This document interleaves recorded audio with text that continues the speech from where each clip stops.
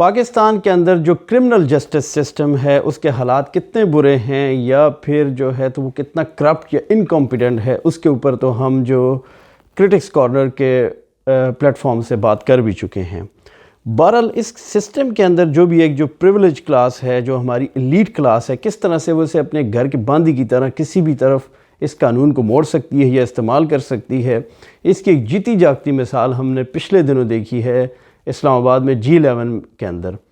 G11 کے اندر ایک بڑا ہی جو دردناک قسم کا ایک جو ایکسیڈنٹ ہوا، جس کے اندر انوالو تھا کشمالہ طارق کا بیٹا اور اس کا جو سٹیپ فادر ہے، جو بیسٹ ویسٹرن ہوٹل ہے اس کا مالک بھی ہے۔ اب ہوا کچھ قصہ یوں ہے کہ جو ایک جو پریویلیج جو ایلیٹ کلاس ہے، ان کے جو بچے ہیں یہ سمجھتے ہیں یہ جو روڈ ہے، یہ جو سڑکیں ہیں، یہ ان کے نا کوئی باپ کی جاگیر ہے۔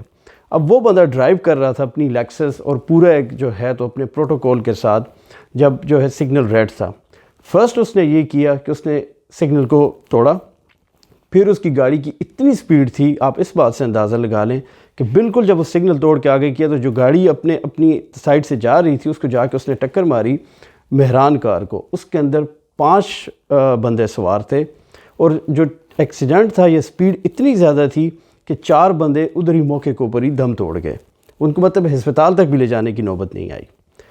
اب جب آپ اس کے اوپر بات کرتے ہو تو کہنے والے کو تو شاید یہ صرف 4 بندے نظر آئیں، وہ 4 بندے یا اس 5 بندوں کا تعلق مانسہرہ کے انتہائی غریب علاقے سے تھا۔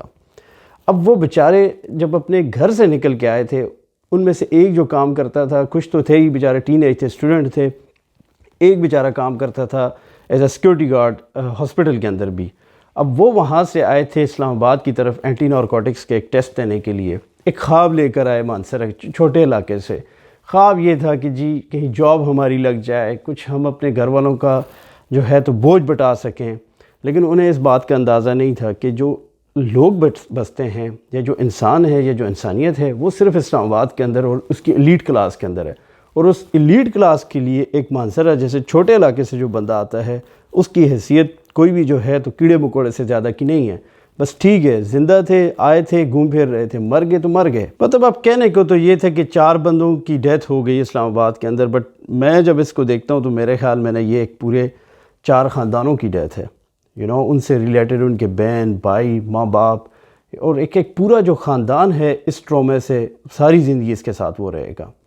اب جب اگر اس ایکسیڈنٹ کی بات کرتے ہیں تو ان جنرل اس واقعے کے اوپر مطلب یہ کسی بھی ایک سویلائز سوسائٹی کے اندر ہوتا تو مجھے لگتا ہے کہ ایک پوری سوسائٹی جو ہے تو وہ سکتے میں چلی جاتی، لیکن ہم اتنا امیون ہو چکے ہیں اس طرح کے واقعات کے اوپر کہ ہمیں اب یہ چیزیں ہمیں اس لیول کے اوپر آ گئے ہیں جہاں ہمیں یہ ساری کی ساری چیزیں نارمل لگنے لگی ہیں۔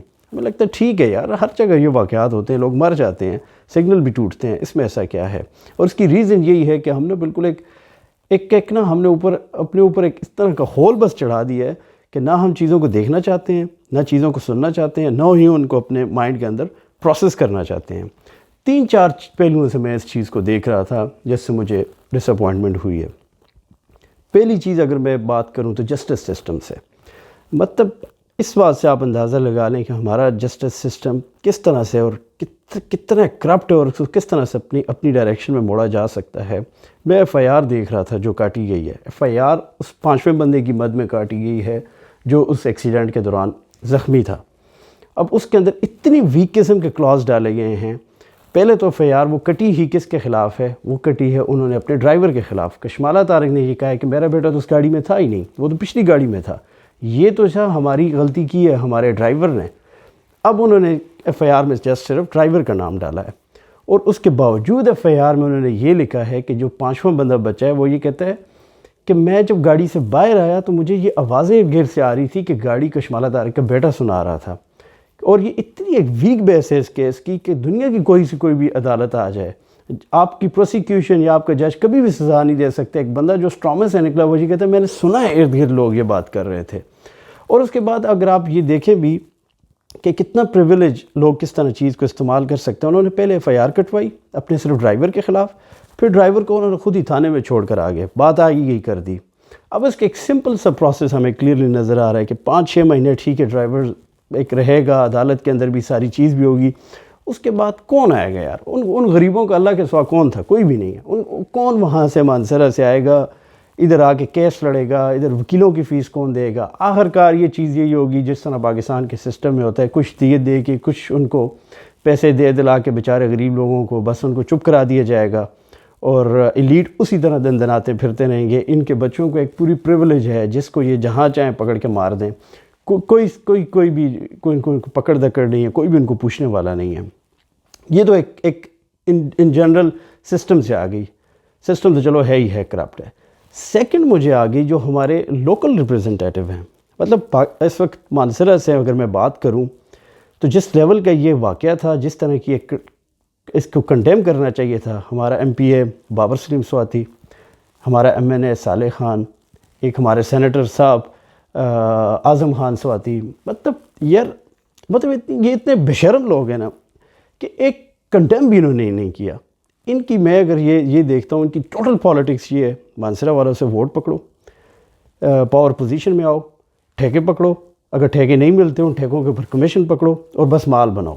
اس سے زیادہ کی ان کی نہ سوچ ہے اور نہ ان کو کوئی میرے خیال میں کوئی لفٹ کراتا ہے. مطلب ان کی ٹوٹل پالیٹکس سٹارٹ ہوتی ہے مانسرہ کے نیچے گندے پل سے، اور ان کی پالیٹکس ختم ہوتی ہے مانسرہ کے اوپر ٹول ٹیکس سے. اس سے آگے nobody gives a shit to them کہ جی کوئی پریس کانفرنس کروا دیں، کسی طرح سے ایک پریشر دلوا دیں، کسی کو بتائیں کہ یار یہاں پہ جو رہنے والے لوگ ہیں وہ کیڑے مکوڑے نہیں ہیں، یہ آپ کی کنسٹیچوئنسی ہے، آپ لوگوں نے ووٹ دیے ہوا، آپ ان کے ریپریزنٹیٹیو ہو. کسی ایک اگر واقعہ ہو جائے تو کسی ایک جگہ آپ ان کو ریپریزنٹ تو کرو یار. تیسری بڑی مایوسی مجھے پاکستان کی سول سوسائٹی اور ہمارے جو سو کالڈ لبرل حضرات ہیں ان سے ہے. کوئی بھی ایک چھوٹی بات ہو جائے، جہاں عمران خان کو ایک اپنے جھنڈے کے تحت ہمیں اگر ٹرول کرنا ہے تو پورے آپ نا ٹویٹر کے اوپر ٹرینڈ دیکھیں گے. کہیں نہ کہیں اگر مولوی حضرات کے اوپر پڑھنا ہے تو ٹوٹ پڑیں گے اس کے اوپر، اور سلیکٹیو قسم کے وہ واقعات جہاں پہ کہیں گے تو موم بتی والے کام بھی کریں گے.